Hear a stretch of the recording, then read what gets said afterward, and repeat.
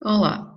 Nesta sessão vamos estudar o método Jackknife e de seguida vamos fazer exemplos de aplicação dos dois métodos de reamostragem que estudamos, o método Bootstrap e o método Jackknife. Mais precisamente, vamos estudar as propriedades dos estimadores e fazer estimação de intervalos de confiança, utilizando estas duas técnicas de reamostragem. A técnica de reamostragem da Jackknife utiliza-se essencialmente para avaliar o viés e a variância dos estimadores θ-chapéu, quando a distribuição da variável aleatória x subjacente ao estimador é desconhecida.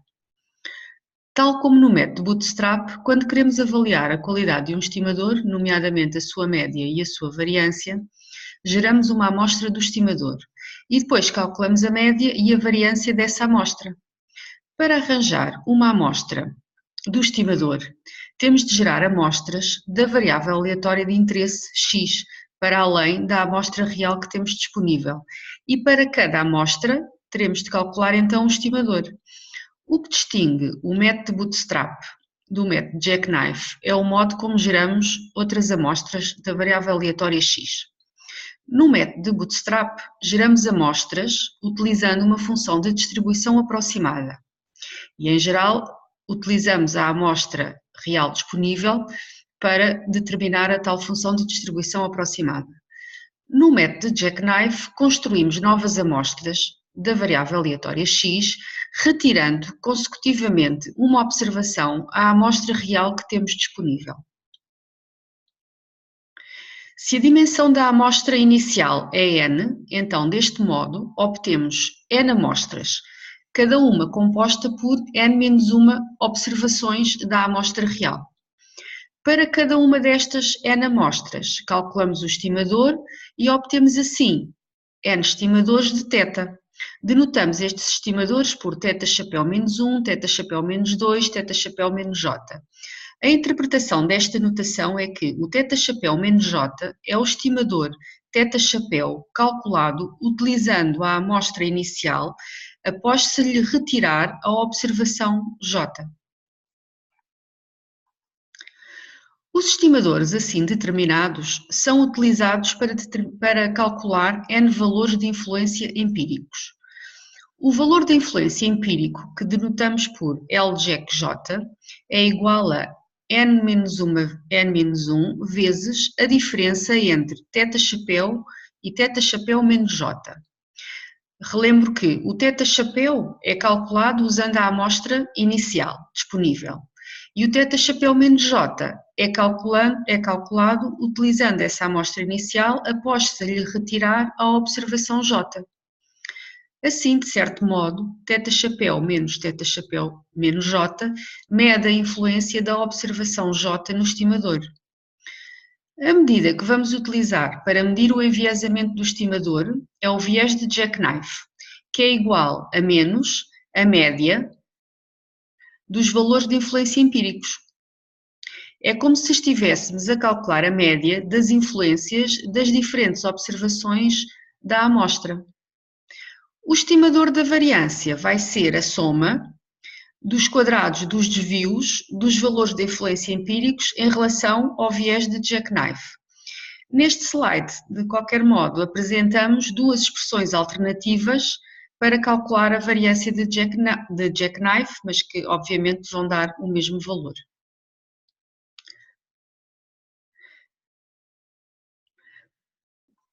Quando se determina o intervalo de confiança Studentize de Bootstrap e construímos a amostra Z*1, Z*2, Z*R, é comum utilizar a variância de Jackknife do θ-chapéu*R, em vez de utilizar a variância de Bootstrap, quando vamos calcular o estimador Z*R, ou seja, o V*R que aparece aqui no denominador é a variância do θ-chapéu*R e vamos utilizar a variância de Jackknife do θ-chapéu*R para calcular o V*R em vez da variância de Bootstrap do θ-chapéu*R. A razão prende-se com o facto de o estimador de Jackknife exigir menos trabalho computacional. Pois, na verdade, para determinar a variância, o V'(R), utilizando a variância de Bootstrap, ou seja, para calcular a variância Bootstrap do θ-chapéu*R, teríamos de fixar a amostra Bootstrap da variável aleatória x que utilizamos para determinar o θ-chapéu*R, que é a amostra, podemos denotar por x*1R, x*2R, x*NR. E depois temos que gerar outras amostras Bootstrap a partir desta amostra Bootstrap para então poder calcular a variância Bootstrap do θ-chapéu*R. Assim, para calcular a variância Bootstrap do θ-chapéu*R para todo o R entre 1 e R maiúsculo, teríamos de gerar ao todo R vezes R amostras Bootstrap da variável aleatória x. Se utilizarmos, em vez disso, a variância de Jackknife, então na prática só temos de gerar as tais R amostras de Bootstrap da variável aleatória x e depois cada amostra Bootstrap, x'1R, x'2R, x'(NR), dá origem a N amostras aplicando Jackknife, ou seja, retirando consecutivamente um elemento da amostra. No exemplo que vamos analisar de seguida, vamos estudar o algoritmo que permite calcular o V'(R) através da reamostragem de Jackknife. Ora, neste exemplo, temos disponível uma amostra de uma variável aleatória x com distribuição desconhecida. E o parâmetro que se pretende estudar é a variância. Denotamos o parâmetro por σ². O estimador pontual que vamos utilizar é a soma dos quadrados dos desvios das observações xi em relação à média amostral, a dividir por n-1, em que o n é a dimensão da amostra. Vamos denotar este estimador por S². Como a distribuição da variável aleatória x, que estamos aqui a considerar, é completamente desconhecida, vamos fazer inferência usando a técnica de Bootstrap não paramétrica. Pretende-se calcular o valor do estimador utilizando a amostra disponível. E depois pretende-se avaliar a qualidade do estimador calculando o viés e a variância de Bootstrap. De seguida, vamos fazer a estimação intervalar do parâmetro, ou seja, vamos estimar um intervalo de confiança Bootstrap básico para o σ² e vamos também estimar um intervalo de confiança Studentized Bootstrap para o parâmetro σ². Para calcular o intervalo de confiança Studentized Bootstrap, vamos usar a variância de Jackknife para calcular a variância de cada estimador de Bootstrap do σ². Ou seja, para calcular a variância, na prática podemos dizer do S²*R. Vamos então passar à implementação do algoritmo que permite resolver este exercício. E temos então aqui o algoritmo. Vou talvez só aumentar um bocadinho. Então, começamos por definir aqui a nossa amostra e estamos a chamar ao vetor em que vamos colocar a amostra, estamos-lhe a chamar mesmo amostra. Isto é, no fundo, a nossa amostra disponível, ou aquilo que eu também chamo a nossa amostra inicial ou a nossa amostra real da variável aleatória. E, no entanto, neste caso, a única informação que temos sobre esta variável aleatória é esta amostra, porque depois não temos informação nenhuma acerca da distribuição da variável aleatória. Vamos começar por calcular a dimensão da amostra, e isso é feito através deste comando length, portanto o length da amostra dá-nos a dimensão da amostra, e começamos imediatamente por calcular o nosso estimador S² utilizando a amostra disponível. E a este estimador, ou estimador utilizando a amostra disponível, chamamos S2. E, portanto, basicamente, o que temos aqui é a fórmula do estimador, que é a soma do quadrado dos desvios dos valores da amostra em relação à média amostral, a dividir por n-1, que é sendo n a dimensão da amostra.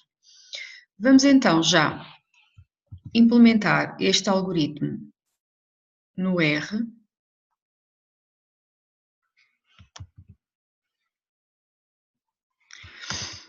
E com este bocado do algoritmo já podemos então calcular o valor do nosso estimador. E o valor do estimador dá 34,31. Voltamos então. E já agora temos aqui também a dimensão da amostra, que é 15. Vamos agora voltar ao algoritmo e o passo seguinte vai ser calcular o viés e a variância de bootstrap. E para isso precisamos de calcular uma amostra bootstrap do nosso estimador S². Para isso, vamos gerar amostras bootstrap da variável aleatória x e para cada amostra bootstrap calculamos o estimador. Então, vamos fixar a dimensão que queremos para os estimadores, vamos fixar a dimensão R da nossa amostra bootstrap dos estimadores e vamos fazer R igual a 999. A escolha deste R tem a ver com o facto de que depois iremos calcular ou iremos estimar intervalos de confiança e depois precisamos dos quantis que estão na posição R mais 1 vezes alfa. Então queremos que este produto R mais 1 vezes alfa seja um inteiro. E por isso, se fizermos R igual a 999, o R mais 1 será 1000, se o alfa for, por exemplo, 0.025, então este produto seria 25. E agora vamos gerar as amostras bootstrap da variável aleatória x e vamos querer gerar R amostras, cada uma delas com dimensão n, que é a dimensão da nossa amostra inicial. Vamos colocar estas amostras numa matriz e chamamos a essa matriz amostras. Então, esta matriz é uma matriz que vai ter n colunas e que vai ter R linhas. Cada linha vai ser uma amostra bootstrap da variável aleatória x. Vamos então preencher esta matriz com o ciclo for, com R a variar de 1 até R, e em cada iteração deste ciclo o que fazemos é preencher a linha da matriz, a linha R da matriz. E vamos preencher com uma amostra bootstrap da variável aleatória x. Como é que determinamos essa amostra? Usando o comando sample sobre o nosso vetor que é a amostra inicial, com replace igual a true, o que significa que estamos a gerar uma amostra da variável aleatória x utilizando a função de distribuição empírica relativa à nossa amostra real, ou seja, à nossa amostra inicial disponível. Pronto. Construída esta matriz, já podemos então calcular os nossos estimadores, ou a nossa amostra bootstrap dos estimadores, que é o S² asterisco. Estou a usar, para não usar a palavra asterisco, estou a usar a palavra star para substituir e, portanto, o vetor que vamos agora preencher, que é o vetor dos estimadores de bootstrap, que seria S2 asterisco, neste caso vou-lhe chamar S2.star. E o S2.star vai ser o vetor onde vou colocar a amostra dos estimadores e, portanto, vai ser um vetor com dimensão R. E agora vamos preencher este S2 star e vamos preencher com o ciclo for, em que fazemos o R variar de 1 até R e em cada iteração do ciclo o que fazemos é preencher a coordenada R. E a coordenada R, ou seja, o S2.star na posição R vai ser o estimador calculado utilizando a amostra bootstrap da variável aleatória x que está na linha R da matriz amostras. E pronto, e com este ciclo for ficamos com a nossa amostra bootstrap do estimador S². E essa amostra bootstrap do estimador S² está precisamente neste vetor S2.star. Vamos então implementar, vou já implementar este mais esta parte do algoritmo.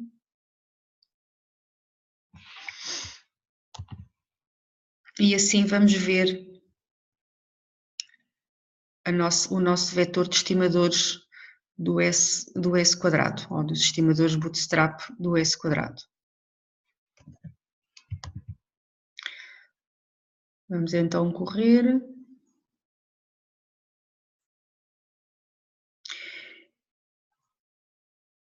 E pronto, temos então aqui um vetor que tem estas 999 coordenadas, e se olharmos para os valores 32, 36, 41, 28, são valores que são da ordem do valor que nos deu como estimador pontual do nosso parâmetro S quadrado quando usámos a amostra inicial, porque o valor deu 34 ponto qualquer coisa, portanto estamos próximos desse valor. Agora que já temos a amostra bootstrap do estimador S quadrado, já podemos calcular o viés de bootstrap e a variância de bootstrap para avaliar o nosso estimador S quadrado, nomeadamente em termos de média e de variância. Então, para calcular o viés do nosso estimador S quadrado ou star S quadrado, precisamos de calcular a média do S2 star, ou seja, a média dos estimadores, para colocar depois na fórmula do viés, e a fórmula do viés era 1 a dividir por R vezes a soma do S2 star menos o S2, que é o estimador avaliado na nossa amostra inicial.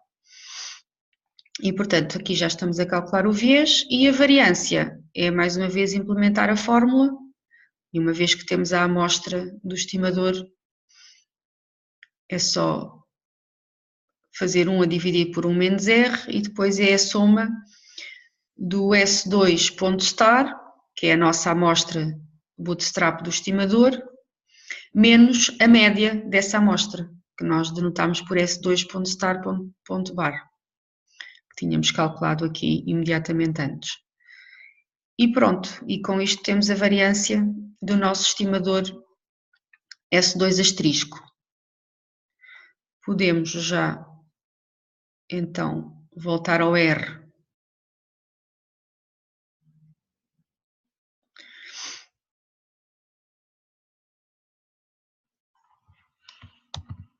e colocar lá mais esta parte do algoritmo. Portanto, S2 star era a nossa amostra bootstrap do estimador. Com a amostra bootstrap do estimador, já podemos então calcular o viés e a variância. Vamos correr. E então, o viés deu menos 2,81 e a variância deu 56,71. Vou calcular aqui a raiz quadrada da variância, porque efetivamente percebe-se, o valor é o valor que faz sentido pensar, dado que a variância tem os desvios ao quadrado. Então, o desvio padrão é 7,53.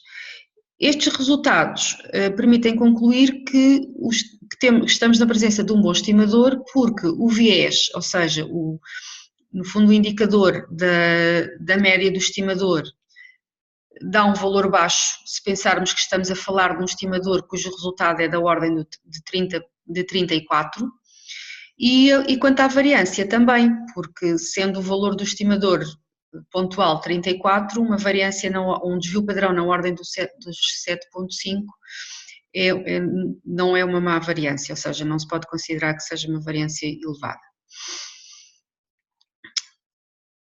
Ok, então agora vamos voltar ao nosso algoritmo e vamos para a linha seguinte do nosso exemplo, que pedia para estimar o intervalo de confiança bootstrap básico. Para construir o intervalo de confiança bootstrap básico, vou só aqui aos slides, só para relembrar como é que é a fórmula do intervalo de confiança bootstrap básico. E basicamente vamos usar esta fórmula, em que é o θ chapéu menos o quantil está na posição, o quantile 1 menos alfa e depois θ chapéu menos o quantile alfa. E sendo que o quantile 1 menos alfa seria o estimador de bootstrap que está na posição R mais 1 vezes alfa menos o nosso estimador utilizando a amostra inicial, portanto isto aqui seria o nosso S2 e isto aqui é o S2 ponto star e que depois vai estar numa determinada posição quando nós ordenarmos este vetor, quando nós ordenarmos este vetor. Pronto, vamos então voltar e portanto o que nós basicamente vamos fazer é, temos a nossa amostra bootstrap, S quadrado asterisco, subtraímos o S2 a cada um dos elementos do vetor, ordenamos esta amostra por ordem crescente. Aliás, antes disso, adicionamos o 0 a esta amostra, que é no fundo como se estivéssemos a adicionar à amostra o próprio S2. E depois ordenamos essa amostra por ordem crescente e vamos depois buscar os quantis que estão nestas posições. Vamos então voltar ao nosso algoritmo. E pronto, então para estimar o intervalo de confiança, o algoritmo é muito curto, porque na prática já temos a nossa amostra de estimadores, que é o que nós precisamos. Então, a nossa amostra de estimadores é o vetor S2 star. E a primeira coisa que fazemos é subtrair a este vetor o S2, ou seja, estamos a subtrair cada coordenada por S2. E ficamos com este vetor que eu estou a chamar S2.star underscore S2. Que no fundo está a querer significar que estou a subtrair S2. A seguir, vou adicionar o 0 e, portanto, a este novo vetor chama S2.star underscore S2.o, que no fundo quer dizer que estou a adicionar ao 0 àquele vetor anterior. De seguida, vou ordenar este vetor por ordem crescente e para isso uso o comando sort, aplico o comando sort a S2.star underscore S2.0 e fico então com a minha amostra ordenada por ordem crescente. E agora para construir o intervalo de confiança, será então, para definir o limite superior do intervalo, é S2 menos o quantile. E o quantile vai ser o elemento naquela amostra ordenada por ordem crescente que está na posição R mais 1 vezes 0.025. Dado que o nosso R é 999, este valor será 25. Esta será a posição 25. E para construir o limite inferior, será S2 menos, e agora vamos àquele vetor anterior ordenado e vamos buscar o elemento que está na posição 975. Aqui estou a chamar aqueles dois valores, o limite inferior do intervalo e o limite superior, e ainda estou a calcular a diferença entre o limite superior e o limite inferior para olharmos para a amplitude do intervalo de confiança, para depois compararmos com a amplitude do intervalo de confiança Bootstrap Studentized, que vamos terminar a seguir. Vou então colocar adicionar mais esta parte do algoritmo e vamos correr para ver o resultado do intervalo de confiança. E pronto, temos então limite inferior 22.05, limite superior 51.37. Primeira observação, o estimador pontual do parâmetro S2, que calculamos utilizando a amostra inicial, pertence a este intervalo de confiança, como seria de esperar.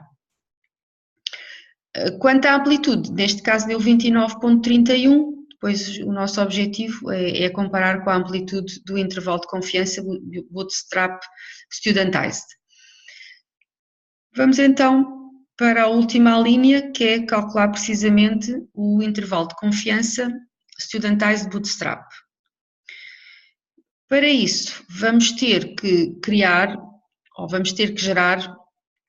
um vetor de amostras, mas agora do estimador Z, que nós designamos por Z, ou Z, depois quando utilizamos amostras bootstrap será Z asterisco. Vou só olhar para o slide, ou seja, vamos ter que construir a nossa amostra Z asterisco 1, Z asterisco 2, Z asterisco R, sendo que Z asterisco é o θ chapéu asterisco R menos o θ chapéu e cá em baixo temos raiz da variância. E vamos utilizar a variância de Jackknife. Portanto, utilizando a notação do estimador com que estamos a trabalhar, vamos ter que o nosso Z asterisco R será o S2 asterisco R menos S2 a dividir por raiz da variância do S2 asterisco R. Vamos então voltar ao algoritmo. Então, vamos começar por definir um vetor onde vamos colocar a nossa amostra Z asterisco 1, Z asterisco 2, Z asterisco R, que estou a chamar Z.star. Vamos também definir um outro vetor com a mesma dimensão do anterior, que é a dimensão R, que é a dimensão da nossa amostra bootstrap desde o início, e neste outro vetor vamos colocar a variância de Jackknife do S2.star, ou seja, do S2 asterisco R, para cada R variar de 1 até R, já que vamos ter que calcular a variância de Jackknife do S2 asterisco R para todo o R, desde 1 até R grande. Para preencher estes vetores, vamos fazer isso com um ciclo for, com R a variar de 1 até R grande. E dentro deste ciclo for, vamos ter que calcular a variância de Jackknife. Então, para calcular a variância de Jackknife, vamos pensar que estamos na iteração R deste ciclo for. Para calcular a variância de Jackknife do S2 asterisco R, vamos ter que calcular os valores de influência empíricos relativos ao S2 star R. E para determinarmos esses valores de influência empíricos, vamos utilizar, dentro do primeiro ciclo for, um segundo ciclo for, em que neste caso, quantas iterações vamos ter? Vamos ter N iterações, sendo N a dimensão da nossa amostra inicial. Ou seja, vamos aplicar Jackknife às nossas amostras iniciais, como a amostra inicial e as amostras de bootstrap que geramos entretanto têm todas a mesma dimensão, que é a dimensão N, então o nosso ciclo for vai ser com J a variar de 1 até N. Então, vamos começar por colocar neste vetor, que estou a chamar amostra underscore R underscore J, a amostra que está na nossa matriz de amostras, na linha R, retirando a observação J. Portanto, quando nós escrevemos a matriz e depois entre parênteses retos colocamos R, quer dizer, o R quer dizer que estamos a fixar-nos na linha R, e o menos J quer dizer que estamos a tirar na linha R o elemento que está na coluna J, ou o elemento J deste vetor, uma vez que podemos pensar que estamos um vetor porque estamos fixos na linha R. De seguida, pegamos nesta amostra, que é a tal amostra que é a amostra da linha R da nossa matriz de amostras, sem a observação J, e calculamos o estimador para essa amostra. Portanto, este S2.star underscore R underscore J é basicamente o nosso estimador calculado utilizando esta amostra que fixámos aqui antes. Sendo assim, neste caso já podemos preencher o elemento J, ou a coordenada J, do vetor onde íamos colocar onde nós íamos colocar os valores de influência empíricos. Ou seja, o que é que vai ser o valor de influência empírico que está na posição J? Será n-1 vezes o nosso estimador S2.star R, ou seja, o nosso, usando a outra linguagem com asterisco, é o S quadrado asterisco R, menos o S quadrado asterisco R menos J, quer dizer que é o estimador calculado, mas agora retirando a amostra, a coordenada J. Tendo o vetor com os valores de influência empíricos determinado, podemos agora calcular o viés de jackknife. Ou seja, estamos a calcular o viés de jackknife do nosso S quadrado asterisco R. Portanto, estamos sempre fixados no elemento R do nosso vetor de estimadores. Tendo calculado o viés, podemos então agora calcular a variância. E como vamos calcular a variância, vamos então preencher naquele vetor que fixámos no início, que iremos preencher com as variâncias de jackknife para cada um dos S quadrados asterisco R's, podemos agora colocar lá já a variância do S quadrado asterisco R. E que na prática é utilizar a fórmula da variância de jackknife, e para isso precisamos dos valores de influência empíricos, que estão neste vetor que definimos antes, o vetor que eu defini, ou que eu designei como vetor.L.Jack.R.J, e precisamos do viés de jackknife, que também calculámos aqui anteriormente. Pronto, e agora já estamos em condições de calcular o Z star R, ou seja, o nosso Z asterisco R. E o Z asterisco R vai ser o nosso S asterisco R menos o S2 a dividir pela raiz quadrada da variância de jackknife do S asterisco R. E, portanto, aquele vetor que eu preenchi com as variâncias, com uma variância para cada um dos S quadrado asterisco R, agora vou lá buscar a variância correspondente ao R da iteração onde estamos naquele primeiro ciclo, em que fazíamos o R variar de 1 até R grande. E pronto, e assim construímos a nossa amostra Z asterisco. Finalmente, para calcular o intervalo de confiança, agora a única coisa que precisamos de fazer é acrescentar o zero a esta amostra Z asterisco, que é a mesma coisa que seria o equivalente a estar a incluir na amostra o nosso estimador inicial, ou o estimador que calculamos utilizando a amostra inicial. A seguir, ordenamos a amostra, a Z star.0, que é ponto O, que é aquela onde acrescentamos o zero, e agora que já temos a amostra ordenada por ordem crescente, vamos buscar os quantis que nos interessam, e neste caso o A chapéu alfa é o elemento neste vetor ordenado que está na posição R mais 1 vezes 0,025, e o A chapéu 1 menos alfa é o Z star, ou é o elemento daquele vetor ordenado que está na posição R mais 1 vezes 0,975.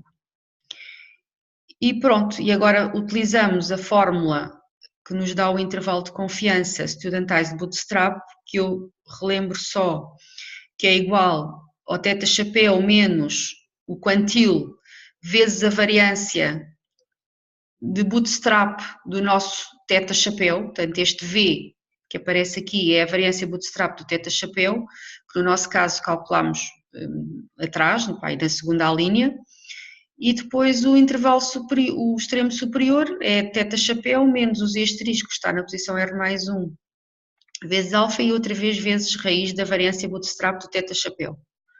Então é precisamente isso que temos aqui.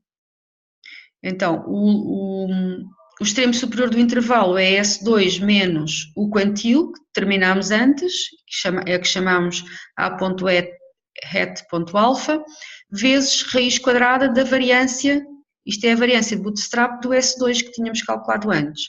E para o extremo inferior a mesma coisa, S2 menos o quantil correspondente, portanto aqui o que muda é o quantil, vezes raiz quadrada da variância do S2.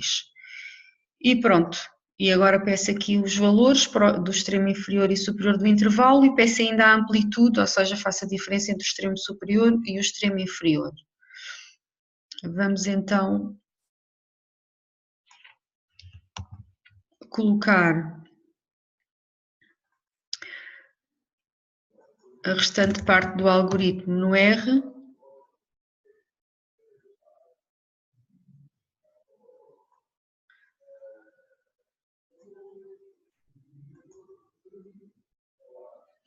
E pronto, temos então aqui o intervalo, que como no caso anterior contém o nosso estimador, a estimação pontual usando a amostra inicial que dava 34, portanto o 34 está entre 23 e 57, e a amplitude deste intervalo deu superior à amplitude do intervalo bootstrap básico, que tinha dado 30. E isso faz sentido porque este estimador tende a ser mais fiável, este intervalo de confiança tende a ser mais fiável, e para ser mais fiável, à partida terá sempre uma amplitude maior, porque obviamente quanto maior a amplitude, maior a probabilidade do intervalo conter o verdadeiro parâmetro. E pronto, ficamos por aqui.